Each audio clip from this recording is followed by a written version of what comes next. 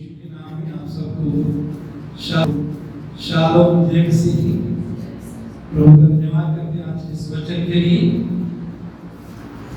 हमारे ध्यान में ये एरिया चौथा भाग का हम अध्ययन करेंगे। 3 भाग एरिया के जीवन के उनका हमने अध्ययन कर लिया है, चौथे भाग का अध्ययन करेंगे। और यहाँ हम देखते हैं कि 3 वर्ष के बाद यहोवा का वचन एलिया के पास पहुंचा। 3रे वर्ष में परमेश्वर का वचन एलिया के पास पहुंचा। जाकर अपने आप को आपको दिखा और मैं भूमि पर मेरी बरसा दूंगा। मेरे चीजों, पहले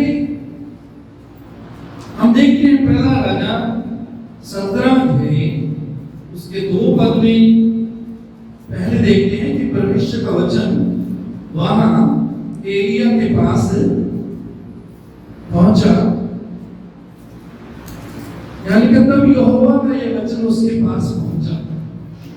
तब परमेश्वर का वचन, यहोवा का वचन एलिया के पास पहुंचा, जिसमें परमेश्वर कहता है कि तू क्रीत के नाले पर जा, मैंने कौओं को आज्ञा दी है, कौवे सुबह शाम तुझे खाना खिलाएंगे। मेरे चीजों, परमेश्वर का वचन एलिया के पास पहुंचा। परमेश्वर, जिंदा परमेश्वर अपने लोगों से बात करना चाहता है, अपना वचन उन तक पहुंचाना चाहता है।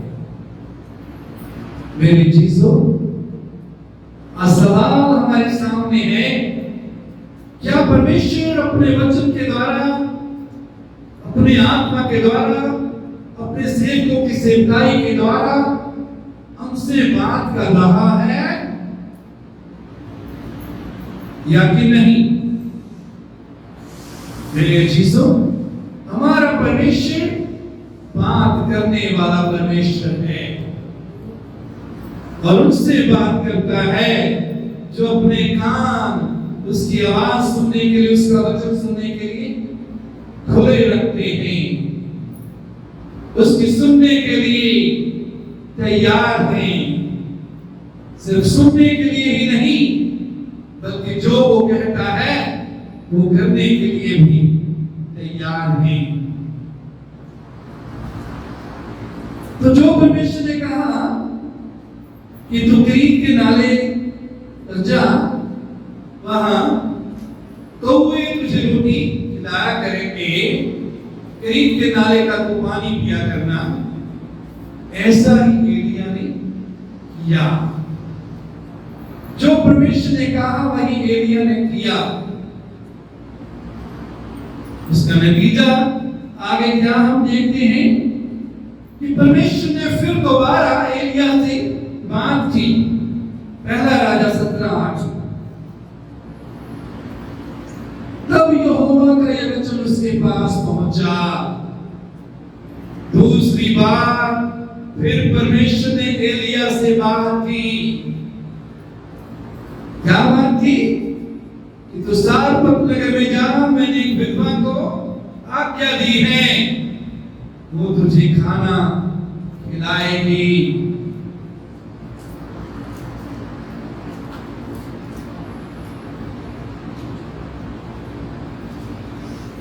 हम में से बहुतों के जीवन में एक बार परमेश्वर का वचन आता है, एक बार परमेश्वर हमसे बात करता है, उसके बाद ऐसा लगता है कि परमेश्वर ने बात करना छोड़ दिया है। नहीं मेरी चीजों, परमेश्वर ने बात करना नहीं छोड़ा, परमेश्वर बात करना चाहता है। एलिया को जब पहली बार परमेश्वर ने बोला, जब पहली बार परमेश्वर ने एलिया से बात की, एलिया ने वैसा ही किया। इसलिए परमेश्वर दूसरी बार भी एलिया से बोला। हमें से कईयों के साथ परमेश्वर इसलिए नहीं बोलता कि जो उसने पहले हमसे कहा है हमने नहीं सुना, हमने नहीं किया, हमने आज्ञा नहीं मानी, हम ठीक बने रहे। इसलिए कई बार परमेश्वर इसलिए दोबारा नहीं बोलता क्योंकि उसने जो पहले कहा है वो हम करने के लिए तैयार नहीं होते। मेरे चीजों कभी न कभी इस तरह परमेश्वर ने बात की है अपने वचन के द्वारा, अपनी आत्मा के द्वारा, अपने सेवकों की सेवकाई के द्वारा। सवाल आज है, क्या जो परमेश्वर ने आपसे बोला वो आपने किया है, उसको माना है, उस पर बने हुए हैं? तो परमेश्वर दोबारा बोलता है, दोबारा बोलेगा। मेरी चीजों तो दूसरी बात भी हमने देखा कि परमेश्वर ने एलिया से बोला और उसके बाद तीसरी बार हम देखते हैं, तीसरे वर्ष में तीसरी बार, बहुत दिनों के बाद तीसरे वर्ष में यहोवा का यह वचन एलिया के पास पहुंचा।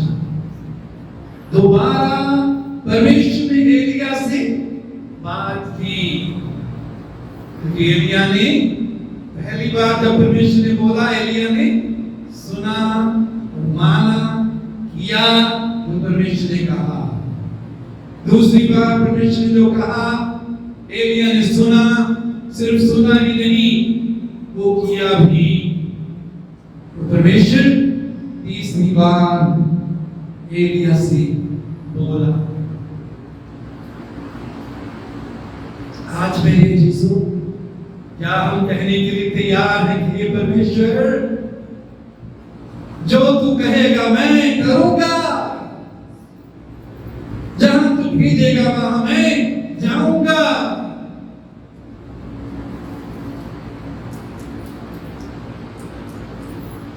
मैं अपने कामों को,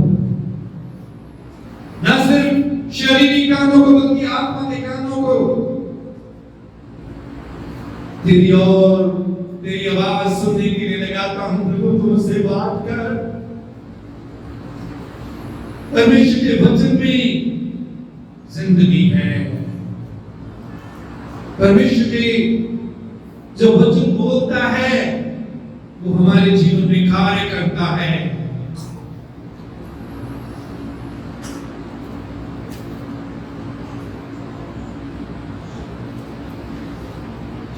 मेरे यीशु, उसके बाद हम देखते हैं परमेश्वर क्या कहता है, जाकर अपने आप को अहाब को दिखा और मैं भूमि पर नहीं बरसा दूंगा। 3.5 साल अकाल पड़ा, बारिश नहीं हुई, बारिश की बहुत जरूरत है। और परमेश्वर कहता है तो अपने आप को अहाब को दिखा। अहाब कौन था? बताएगा अहाब कौन था? अहाब राजा था, उस समय का राजा था।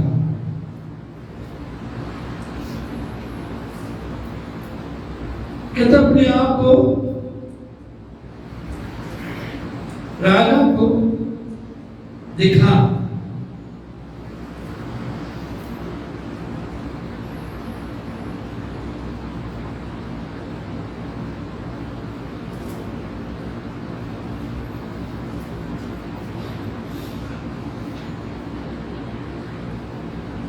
और उसके बाद क्या हुआ?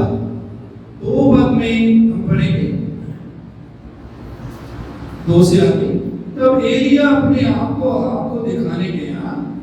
उस समय शोरों में भारी अकाल भारी था।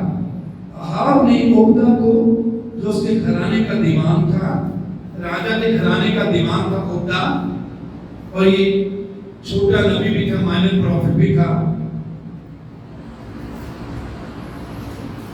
ओब्दा तो यहोवा का भय यहां तक मांगता था कि इज़ेबेल यहोवा के नबियों को नष्ट करती थी। तब ओब्दा ने 100 नबियों को लेकर 50-50 करके गुफाओं में छिपा रखा और अन्न जल देकर उनका पालन पोषण करता रहा। अहाब की पत्नी इज़ेबेल, उसने परमेश्वर के नबियों को, भविष्यवक्ताओं को मरवा दिया। लेकिन ओब्दा ने 100 परमेश्वर के नबियों को बचा लिया। 50-50 करके गुफाओं में, अलग-अलग गुफाओं में रखा और उनका पालन पोषण किया, उनको भोजन खिलाया। ये परमेश्वर का भय मानने वाला, परमेश्वर का डर मानने वाला व्यक्ति था ओब्दा। मेरे अजीजों, आगे 5 पद, और अहाब ने ओब्दा से कहा, चलो इसको पढ़ेंगे नहीं। जब ढूंढने के लिए, घास ढूंढने के लिए, माफ करना, घास ढूंढने के लिए, घोड़ों के लिए घास ढूंढने के लिए अहाब खुद भी और ओब्दा को भी उसने भेजा। एक साइड में ओब्दा को भेजा, एक साइड में वो खुद गया।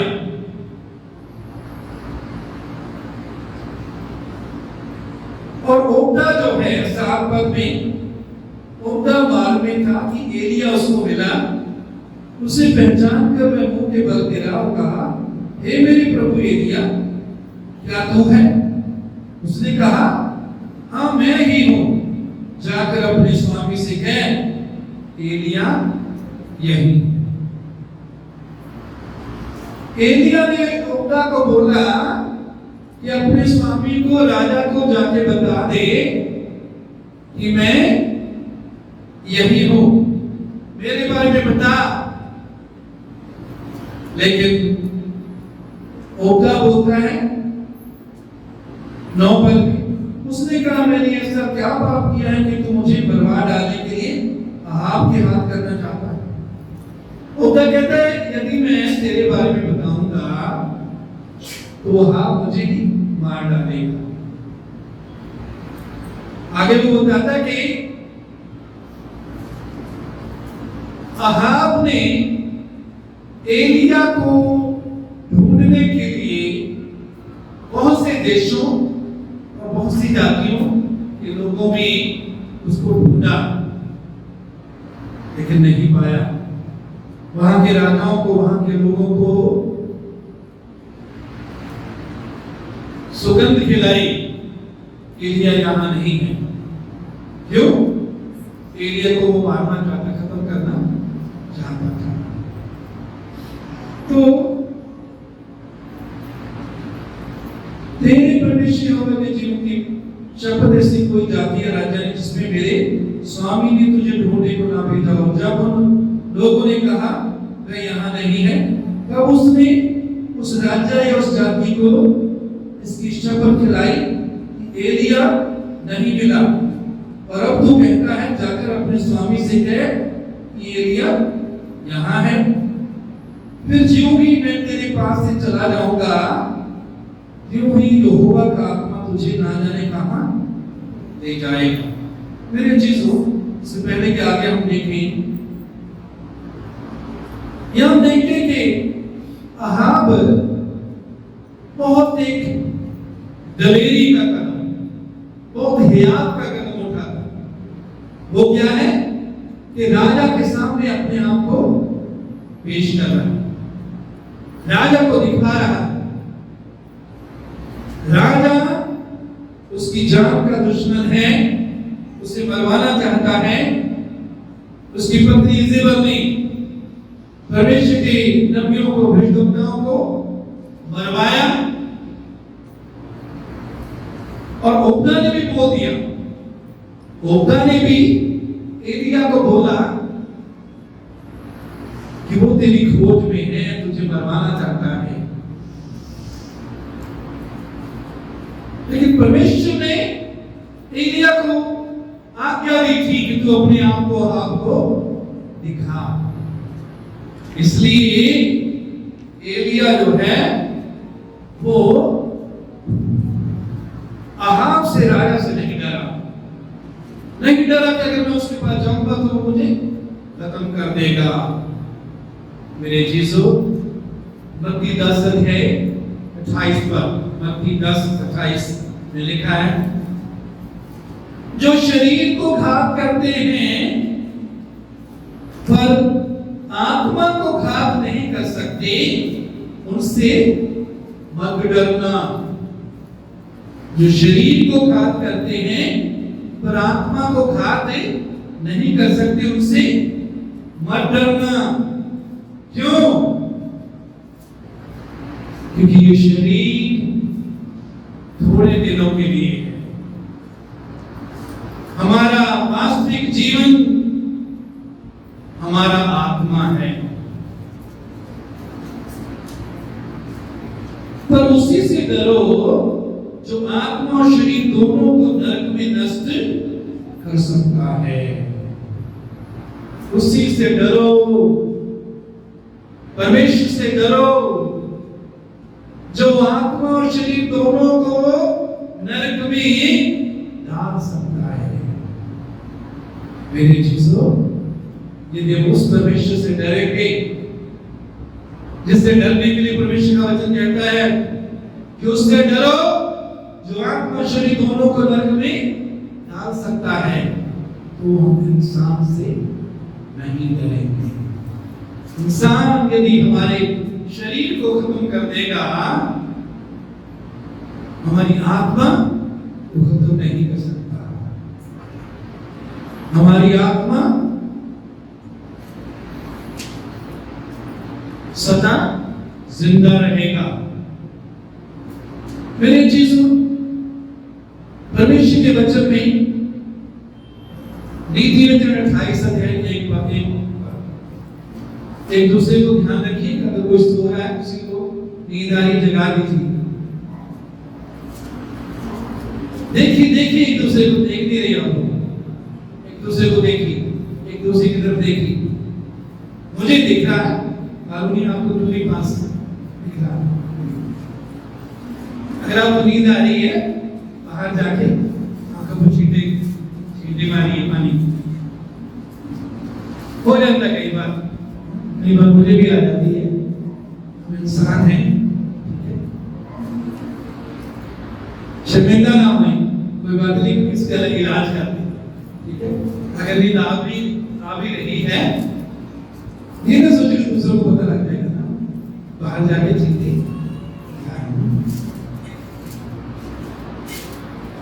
ये बर्तन तो मिट्टी का ही है, ये शरीर हमारा मिट्टी का बर्तन है। मेरी चीजों, नीति वचन 28 अध्याय 1 पर, नीति वचन 28 अध्याय 1 पर, दुष्ट लोग जब कोई पीछा नहीं करता तब भी भागते हैं। दुष्ट लोग जब कोई पीछा नहीं करता तब भी भागते हैं, परंतु धर्मी जवान सिंहों के समान निडर रहते हैं। बोलिए, धर्मी जवान सिंहों के समान निडर रहते हैं। बोलिए, मैं धर्मी हूं, मैं जवान सिंह के समान निडर रहूंगा।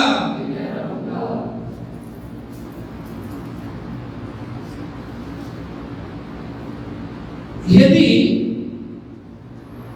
कोई आपका पीछा नहीं कर रहा तो भी आपको डर लगता है, मेरा ये नुकसान ना हो जाए, मेरा वो ना हो जाए, मेरे साथ ये ना हो जाए, वो ना हो जाए, आपका जीवन सही नहीं। परमेश्वर के साथ इसका मतलब आपका जीवन ठीक नहीं, सही नहीं। पश्चाताप की जरूरत है। वचन में लिखा, दुष्ट जो है वो लोग जब कोई उनका पीछा नहीं करता तब भी भागते हैं, परंतु धर्मी जवान सिंहों के समान निडर रहते हैं।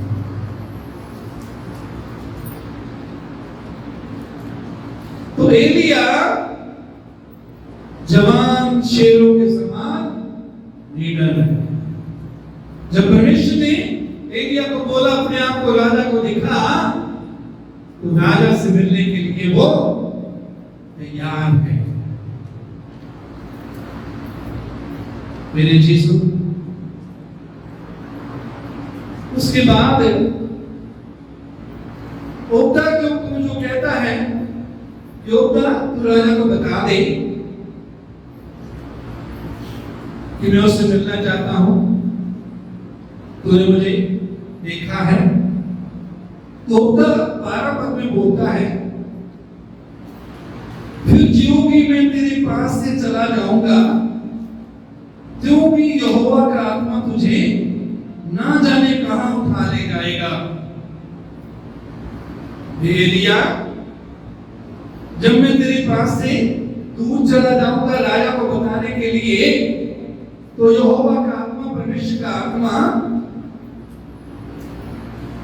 तुझे ना जाने कहां उठा ले जाएगा।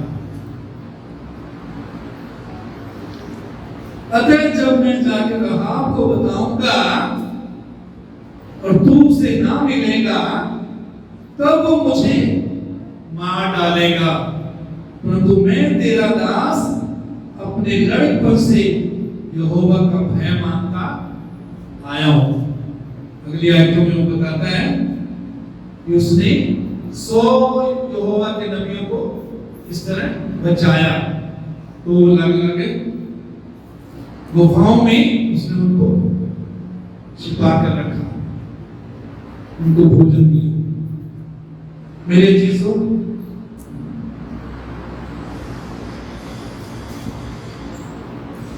जब मैं तेरे पास से चला जाऊंगा, त्यों ही यहोवा का आत्मा तुझे ना जाने कहां उठा ले जाए। इसका मतलब ये हुआ, कई बार या कुछ बार हो सकता है, कुछ बार या कई बार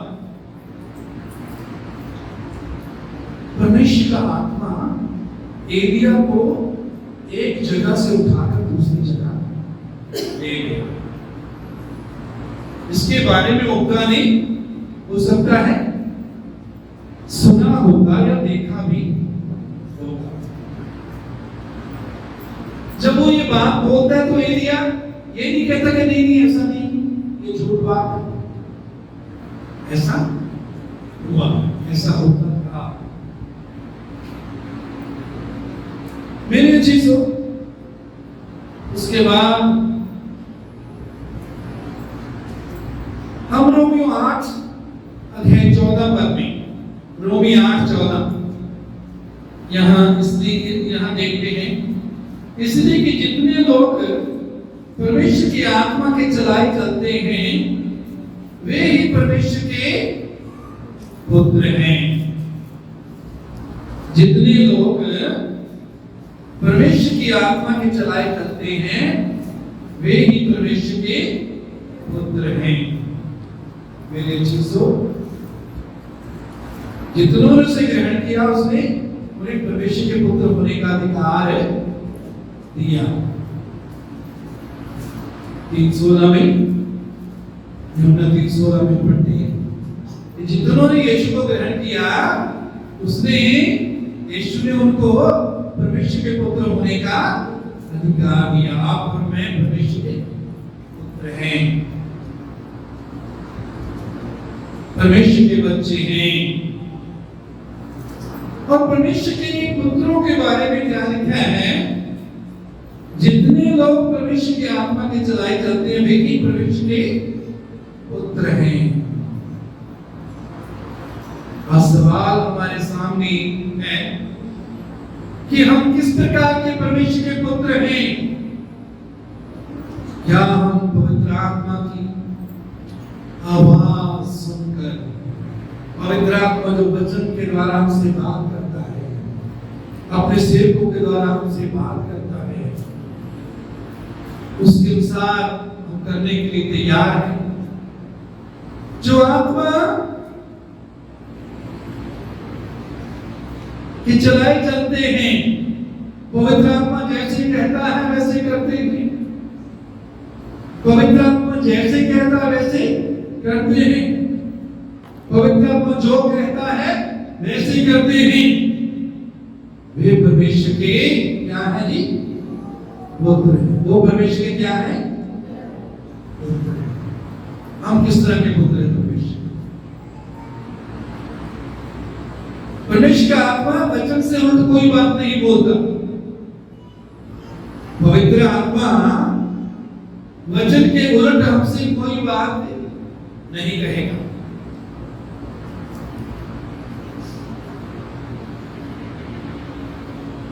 यदि कोई कहता है, कोई पुरुष कहता है कि मुझे पवित्र आत्मा ने बोला कि तू अपनी पत्नी के साथ साथ दूसरी औरत से भी शादी कर। परमेश्वर के वचन के अनुसार ये बात सही नहीं। नए नियम में परमेश्वर ने एक ही पत्नी रखने का अधिकार दिया है।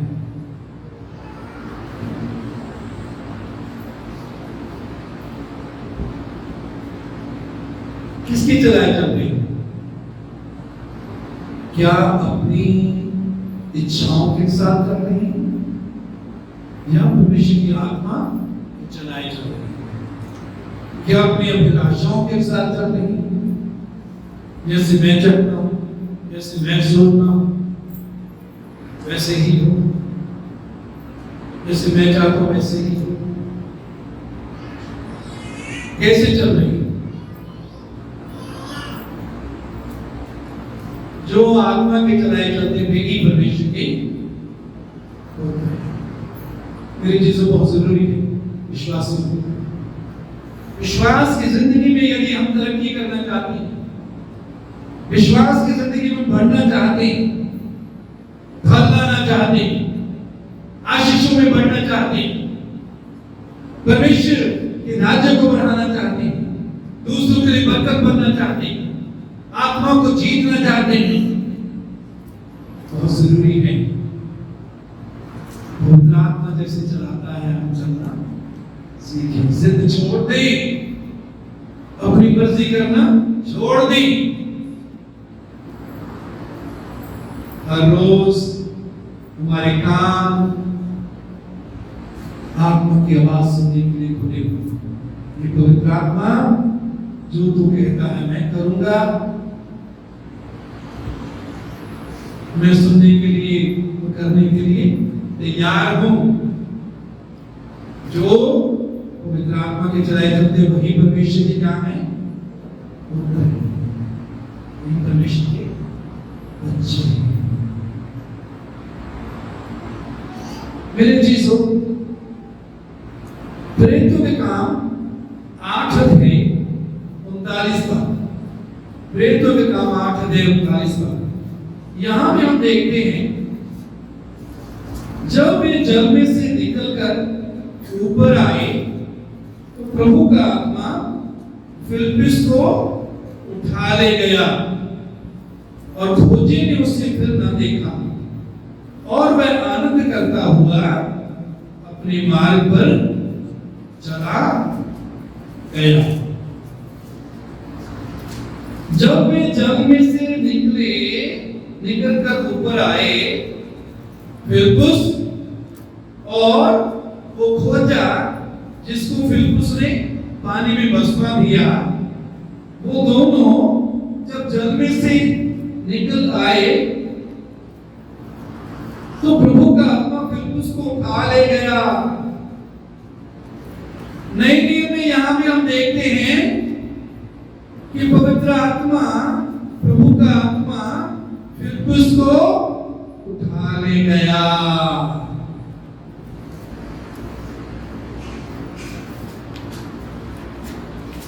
और खोजी ने उसे फिर ना देखा और वह आनंद करता हुआ अपने मार्ग पर चला गया। मेरे अजीजों, उसके बाद हम लूका 24 अध्याय 50 से 51 पद देखें। लूका 24 अध्याय 50 से 51 पद। तब मैं उन्हें बैतनिया तक बाहर ले गया, यीशु के बारे में लिखा है, और अपने हाथ उठाकर उन्हें आशीष दी।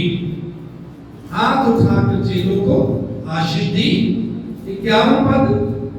और उन्हें आशीष देते हुए वह उनसे अलग हो गया और स्वर्ग पर उठा लिया गया। लूका 24:51 में हमने क्या देखा? यीशु स्वर्ग पर उठा लिया गया पवित्र आत्मा के द्वारा, परमेश्वर की हुजूरी के द्वारा। यीशु स्वर्ग पर उठा लिया गया।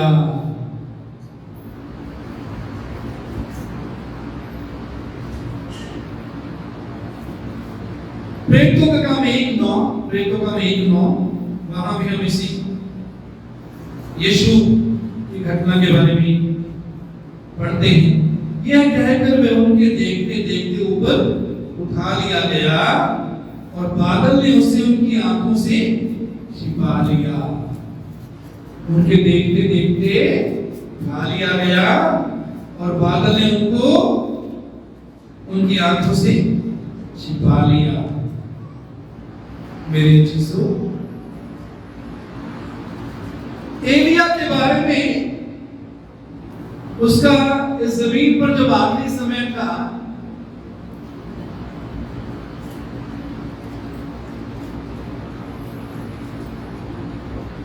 उस समय वो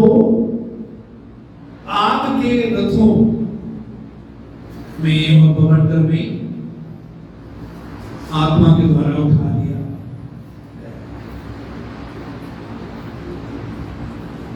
उस समय इसका जो चेला एलीशा था, एलीशा ने उसको ऊपर जाके देखा, लेकिन उसके ऊपर जाने के बारे में और दूसरे नबियों को, भविष्यवक्ताओं को परमेश्वर ने जानकारी दे दी थी, रिवील कर दिया था। मेरे चीजों, समय जल्द आने वाला है। आपको और मेरे लिए खुशखबरी है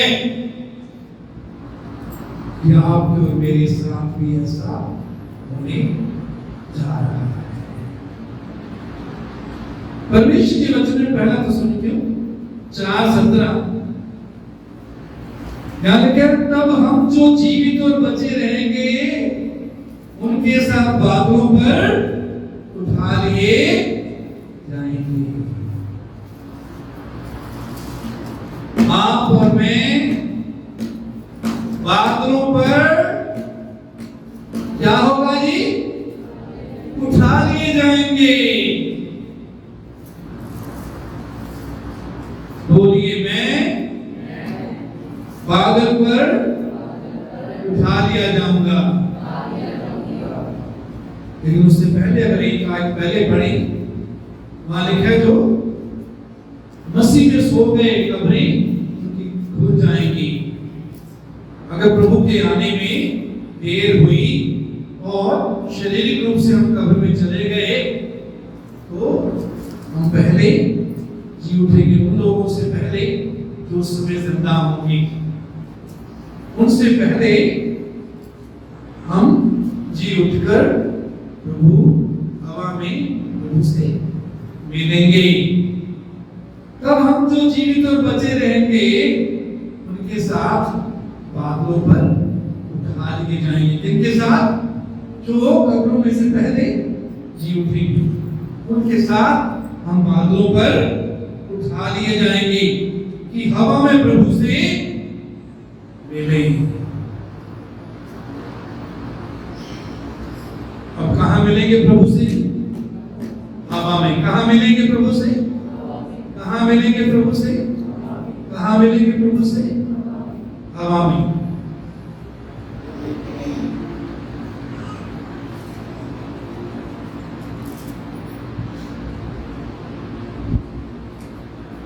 कि हवा में प्रभु से मिली और इस स्थिति से हम सदा प्रभु के साथ रहेंगे।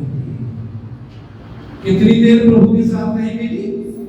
सदा प्रभु के साथ रहेंगे, युगानुयुग।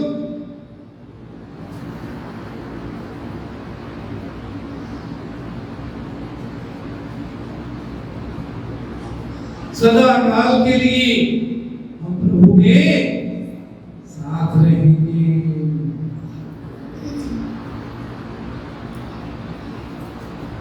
इसलिए ना जमीन पर, ना जमीन की चीजों पर मान लगाए, ना पृथ्वी पर, ना पृथ्वी की बातों पर मान लगाए। पृथ्वी की वस्तुओं पर नहीं, स्वर्गीय वस्तुओं की खोज में रहें जहां मसीह वर्तमान है। मेरे चीजों,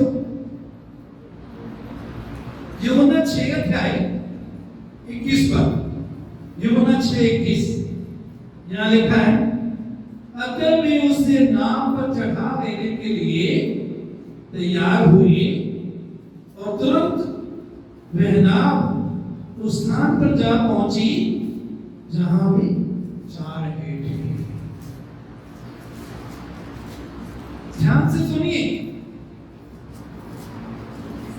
अतः वे उसे नाव पर चढ़ाने के लिए तैयार हुए। चेले यीशु को नाव पर किश्ती में चढ़ाने के लिए, बिठाने के लिए तैयार हुए।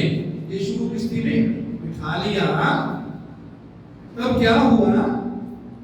और तुरंत वो नाव उस स्थान पर जा पहुंची जहां वे जा रहे थे। क्या हुआ जी? यहां तुरंत वो नाव उस स्थान पर पहुंची जहां वो जा रहे थे। क्या सीखते हैं हम? कुछ खास बात वो सीखी, वो पता लगती है, वो बताएगा क्या खास बात हम यहां देखते हैं, सीखते हैं। शाबाश शाबाश, सलाह कर लीजिए, कोई सलाह करके बता दीजिए। कोई खास बात खड़े होकर बताइए, मुझे शब्द से बोल। शाबाश, गलत भी बोल देंगे तो भी को बात खड़े हो जाइए। शाबाश, आप बताने वाले थे गुरु जी, कुछ बताने वाले थे। क्या खास बात?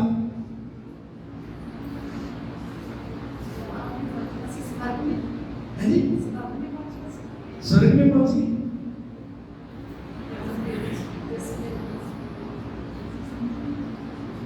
किश्ती आमतौर पर कहां जाती है? किनारे। कहां जाती है? किनारे। खास बात यहां है, और तुरंत वो नाव उस स्थान पर जा पहुंची जहां वो जा रहे थे। तुरंत वो नाव उस स्थान पर पहुंची। इसका मतलब है, यहां भी हम देखते हैं परमेश्वर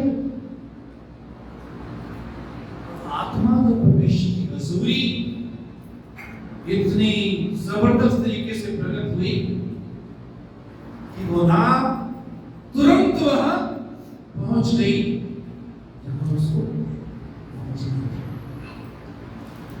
इसका मतलब यह होगा कि यदि परमेश्वर का आत्मा, पवित्र आत्मा,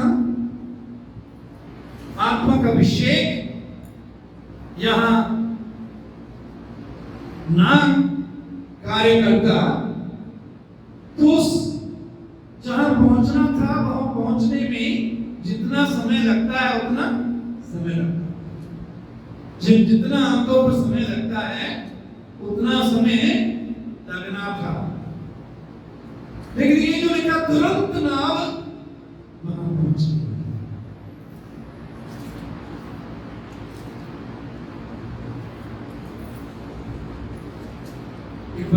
सेवक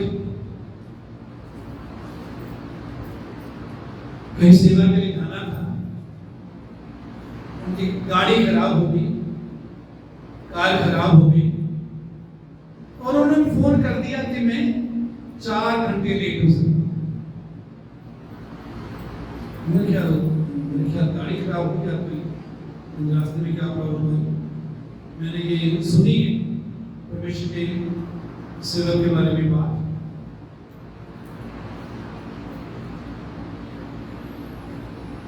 लेकिन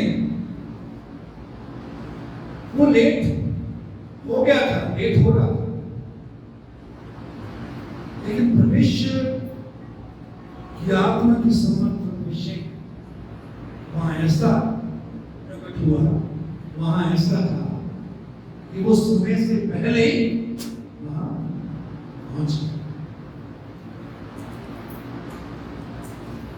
ये सब परमेश्वर की आत्मा का कार्य है।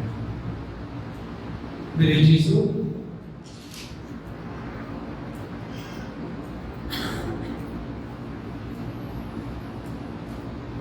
लेकिन हम सवाल उठता है हमारे अंदर कि अगर परमेश्वर ऐसा करता है तो आमतौर पर ऐसा क्यों नहीं होता, रोजाना हमारे जीवनों में क्यों नहीं होता। मेरे चीजों, परमेश्वर के वचन में हम इब्रानियों 6:5 में पढ़े, वहां लिखा है, परमेश्वर के उत्तम वचन का और आने वाले युग की सामर्थ का स्वाद चख चुके। आने वाले युग की सामर्थ का स्वाद चखने के बारे में यहां कहा गया, बोला गया। आने वाले युग में जो सामर्थ काम करेगा, उस सामर्थ का स्वाद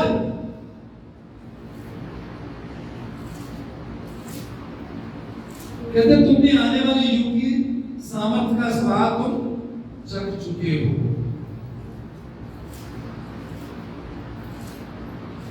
स्वाद जब सिखाया जाता है, तो जलेबी बना रहा हो और स्वाद चखने के लिए कितने किलो जलेबी से चखाएगा, कितने किलो जलेबी से चखाएगा स्वाद, किलो के हिसाब से स्वाद चखाएगा या 1-2 है जी। स्वाद चखाने का थोड़ी सी चीज से स्वाद चखाया जाता है। तो कलीसिया को परमेश्वर आने वाले युग की सामर्थ्यों का स्वाद थोड़ा यहाँ थोड़ा वहां सिखाता है। आज भी आने वाले युग की सामर्थ्य का स्वाद हम चख सकते हैं। परमेश्वर जब चाहता है उसका स्वाद हमें चखा सकता है, असंभव को संभव कर सकता है उस आने वाले युग की सामर्थ्य द्वारा। तो एलिया के बारे में खुदा क्या कहता है कि मैं जब तुमसे दूर चला जाऊंगा, आपको बताऊंगा, मुझे मालूम नहीं कि परमेश्वर का आत्मा तुझे कहां उठा ले जाए, वहां मुझे खत्म कर देगा। क्योंकि ओबदा को अहाब के गुस्से के बारे में मालूम था, जानता था कि वो अहाब एलिया से कितना गुस्सा है। अहाब तो कितना वो ढूंढ रहा था ताकि उसको ढूंढकर उसको पकड़कर वो मार दे। खुदा को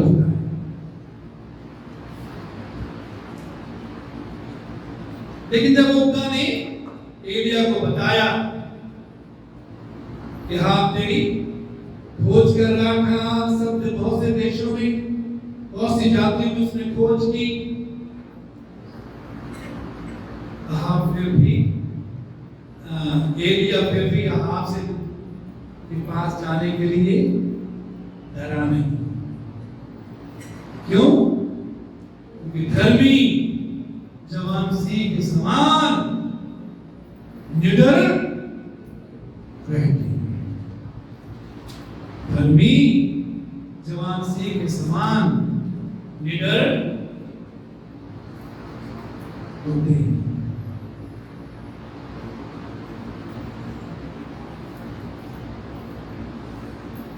मेरे चीजों के बाद हम देखते हैं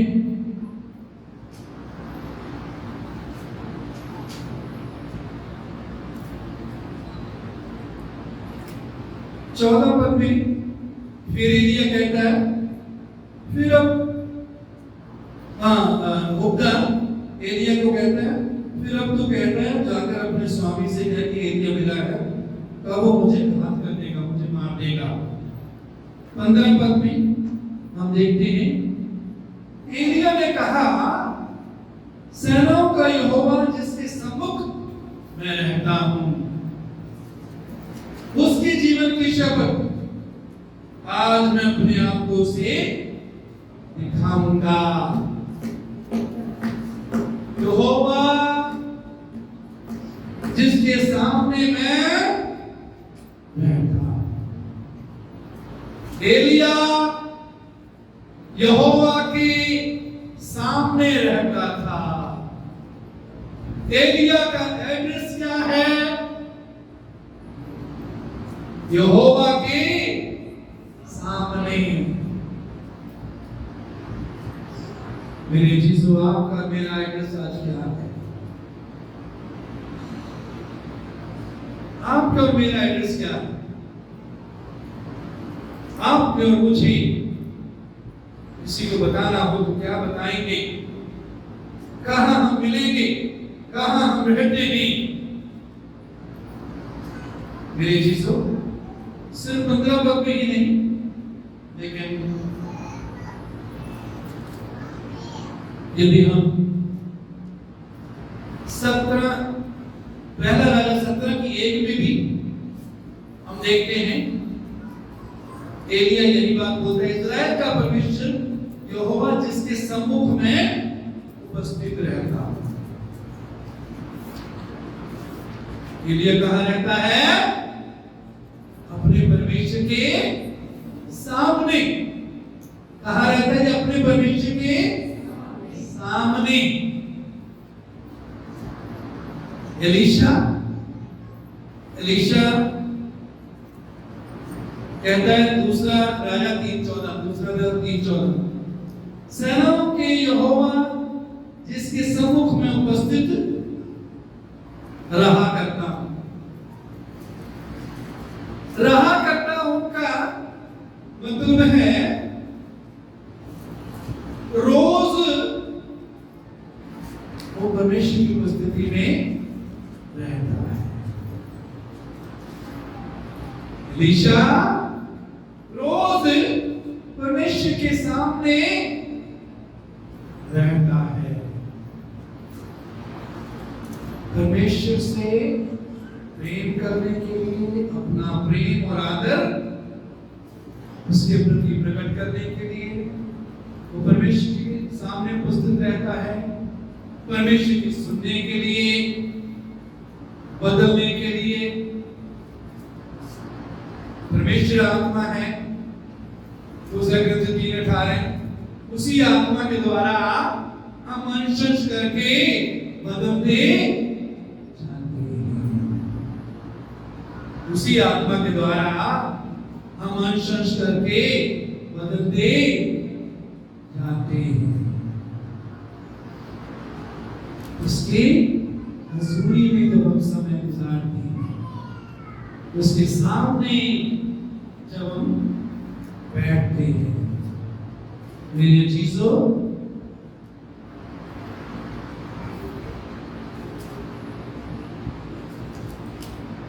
भजन 27:4 पर, भजन 27:4 यहां लिखा है, एक वर मैंने यहोवा से मांगा है, उसी के यत्न में लगा रहूंगा। एक वर मैंने यहोवा को,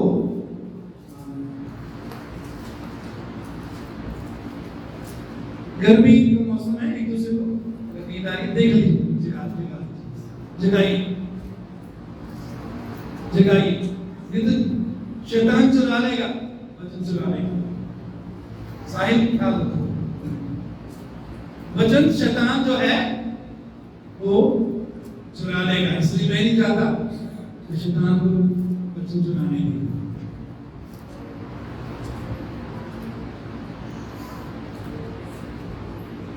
एक वर मैंने यहोवा से मांगा है। राजा दाऊद, राजा की बहुत सी जरूरत होती है। राजा को ताकत की जरूरत होती है, फौज की जरूरत होती है, बहुत धन की जरूरत होती है, एरिया क्षेत्र की जमीन की जरूरत होती है। लेकिन राजा दाऊद बहुत से वर परमेश्वर से नहीं मांगता, एक वर मांगता है। कितने वर मांगता है? एक वर। एक वर मैंने यहोवा से मांगा है, उसी के यत्न में लगा। एक जो वर मांगा है उसको पाने के यत्न में मैं लगा रहूंगा, कि मैं जीवन भर यहोवा के भवन में रहने पाऊं। वर क्या है?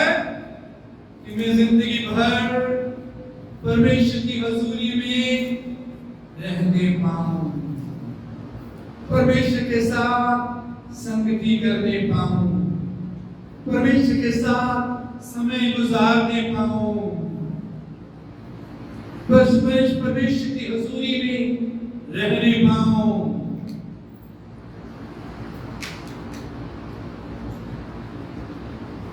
मेरे चीजों का सवाल है, आप अपने आप से सवाल कीजिए,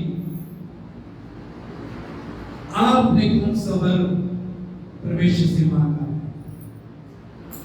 सबसे पहली चीज, सबसे बड़ी चीज क्या है जो आप परमेश्वर से चाहते हैं?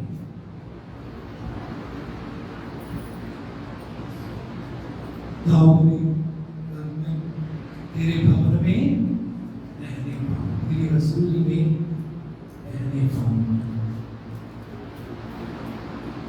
और क्या करूं उसकी हजूरी में? जिससे यहोवा की मनोहरता पर दृष्टि लगाए रहूं। ये परमेश्वर तेरी खूबसूरती, तेरी सुंदरता पर मैं नजर लगाए रखना चाहता हूं। तेरा प्रेम इतना खूबसूरत है, तेरी दया इतनी महान है, तेरी कृपा इतनी बड़ी है।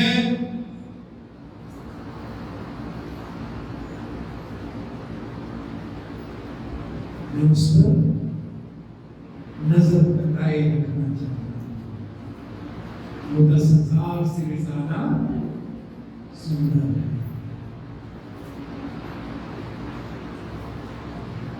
मनोहरता पर दृष्टि लगाए हो और उसके मंदिर में ध्यान किया करो।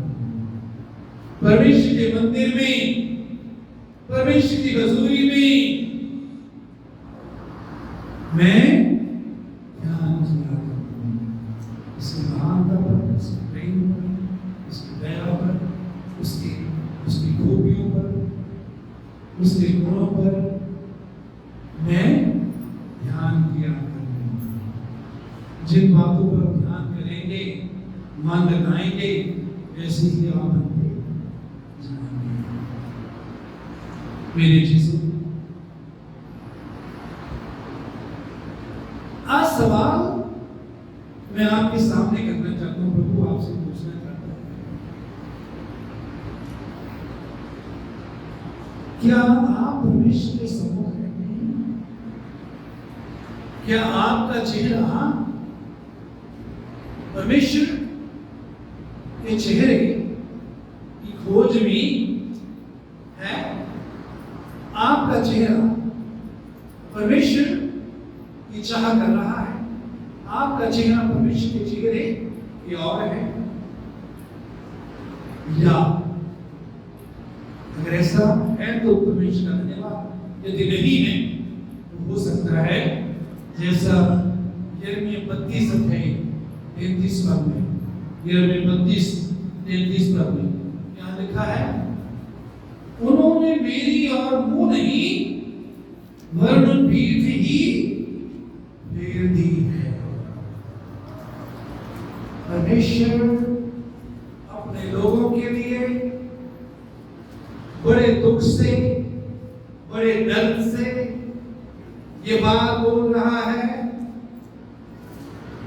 कि उन्होंने मेरी ओर अपना मुंह नहीं फेरा वरन पीठ ही फेर दी है। आज आप किन लोगों में शामिल हैं? या एलिया के साथ, दाऊद के साथ, एलीशा के साथ हैं? परमेश्वर के चेहरे को निहारने के लिए क्या आपका चेहरा परमेश्वर देख सकता है?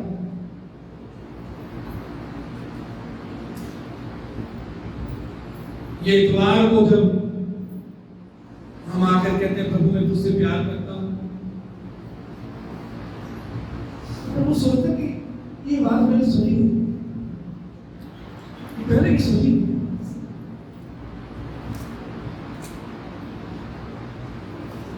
क्या हमने परमेश्वर की ओर पीठ तो नहीं?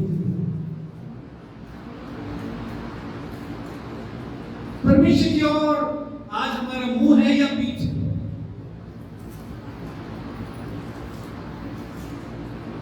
अगर मुंह है इसका मतलब है हम उसकी सुनने के लिए, मानने के लिए तैयार है। यदि पीठ है इसका मतलब है हम अपनी मर्जी से अपनी जिंदगी को चलाना चाहते हैं, जो हमको अच्छा लगता है हम करना चाहते हैं। मेरी चीजों, अगर पीठ परमेश्वर की ओर की हुई है हम बहुत खतरे में, अविनाश के गड्ढे में गिरने वाले हैं।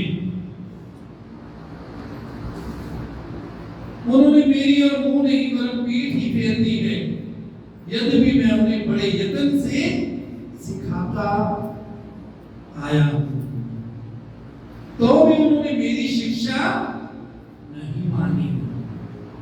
परमेश्वर कहते हैं मैं बहुत ही यत्न से उनको सिखाता आया हूं। मैं बार बार अपने वचन के द्वारा उसे माफ करता हूं। मैं बार बार अपने सेवकों को उनके पास देखता हूं। मैं बार बार कहता अपने सेवकों को कहता उनको फोन करो, उनके पास जाओ।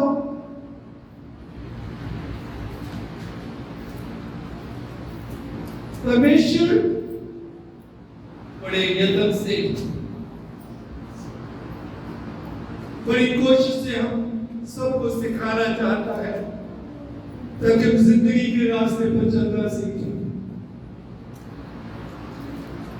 हम शैतान की चालों को पहचान लें और शैतान की चालों को पहचान कर उस पर जय पाएं।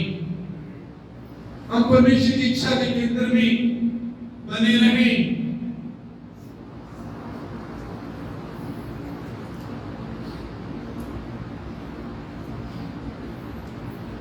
पहला ग्रंथी 6:17 में लिखे जो प्रभु की संगति में रहता है उसके साथ एक आत्मा हो जाता है। प्रभु क्या चाहता है?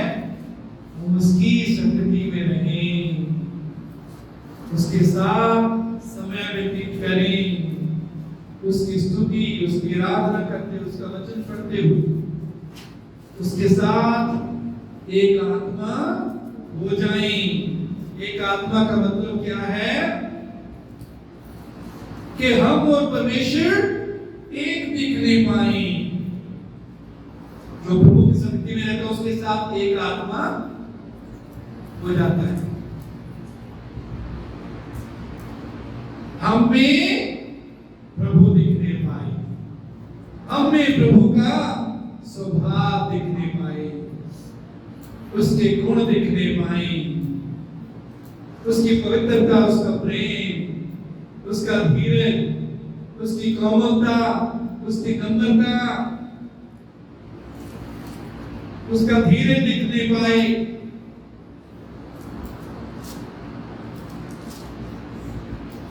तो प्रभु की संगति में रहता है उसके साथ एक आत्मा हो जाता है। हमारे अंदर से प्रभु की बातें निकलेंगी, हमारे अंदर से प्रभु की इच्छा के अनुसार हम बोलेंगे। जो प्रभु की इच्छा वही बोलेंगे, जो प्रभु की इच्छा वही हम करेंगे। मेरे यीशु,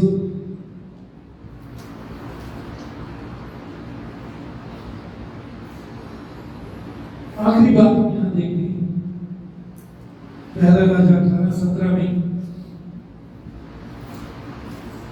जब आपके सामने एलिया आता है, 17 पहला राजा 18:17, एलिया को देखते ही अहाब ने कहा, एलिया को जब देखा तो अहाब ने क्या बोला, हे इस्राएल के सताने वाले, क्या तू ही है?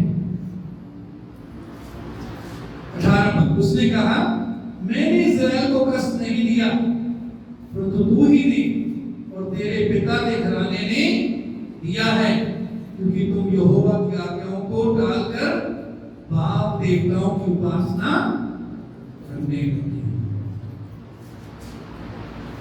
एलिया पर अहाब क्या दोष लगाता है? हे इस्राएल के सताने वाले,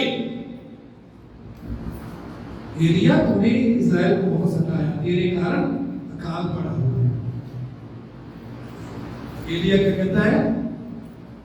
मैंने नहीं, परंतु तू ही ने और तेरे पिता के घराने ने दिया है। मैंने इस्राएल को कष्ट नहीं दिया, तूने और तेरे पिता के घराने ने इस्राएल को कष्ट दिया है। क्यों? क्योंकि तुम यहोवा की आज्ञाओं को टालकर बाप देवताओं की उपासना करने लगे। तुमने और तेरे पिता के घराने ने कष्ट दिया है। मेरे चीजों, आप और मैं बुलाए गए हैं कि अब्राहम की तरह हम दूसरों के लिए आशीष करें। अब्राहम को परमेश्वर क्या कहता है? उत्पत्ति 12:2, तू आशीष का मूल होगा। तू क्या होगा? आशीष का मूल होगा। इसका मतलब है मैं तुझे दूसरों के लिए आशीष बनाऊंगा। 3 पद में भूमंडल के सारे कुल तेरे द्वारा आशीष आएंगे। ये अब्राहम, इस जमीन के सारे लोग तेरे द्वारा आशीष पाएंगे। मेरे चीजों, अब्राहम को परमेश्वर ने संसार के लिए, दूसरों के लिए आशीष बनने के लिए ठहराया, चुना। आप और मैं अब्राहम की संतान हैं। परमेश्वर की योजना है कि आप और मैं भी दूसरों के लिए, दुनिया के लिए, लोगों के लिए, पापियों के लिए, जो प्रभु से दूर हैं, प्रभु के नजदीक हैं, उन सब के लिए हम आशीष का कारण बने। लेकिन कई बार हम अब्राहम की तरह आशीष बनने की बजाय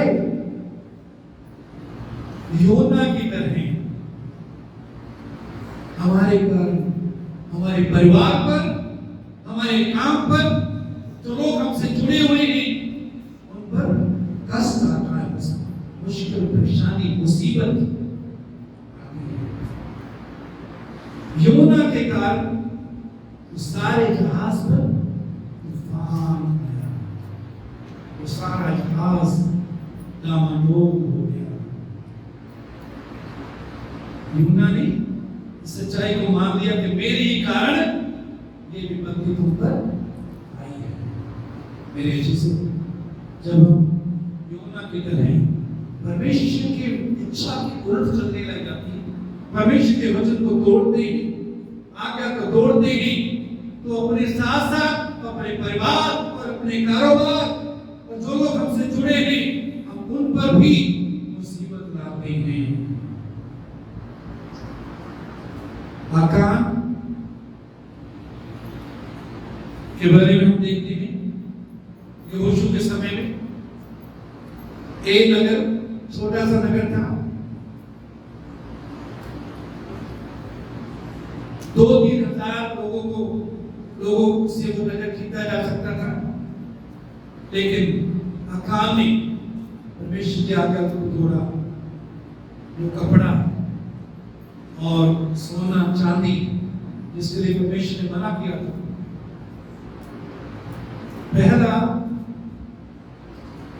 पहलौठा जो है परमेश्वर का ठाव है। तो परमेश्वर यहाँ भी उनको पहला शहर जो दिया था उसके बारे में बोला था, इसमें से तो कोई चीज ना लेना। ये पहला शहर जिस पर मैं तुमको जीतने जा रहा हूं। और ए ने कपड़ा, सोना, चांदी देखा और लालच किया, छिपा लिया, और इस्राएली लोग 36 लोग उसने योजना परमेश्वर क्या थी? उनको जय देनी। मेरी चीजों कई बार परमेश्वर की योजना हमको बरकत देने की होती है, हमको ऊंचा करने की होती है, आगे बढ़ाने की होती है, लेकिन हम खुद परमेश्वर की आज्ञा में जब बने नहीं रहते, परमेश्वर की आज्ञा को तोड़ते हैं, तो हम परमेश्वर को मजबूर करते हैं कि वो अपनी आशीषों का हाथ हमसे पीछे कर दे, चंगाई का हाथ हमसे पीछे कर दे, आशीषों का हाथ हमसे पीछे कर दे। परमेश्वर को मजबूर कर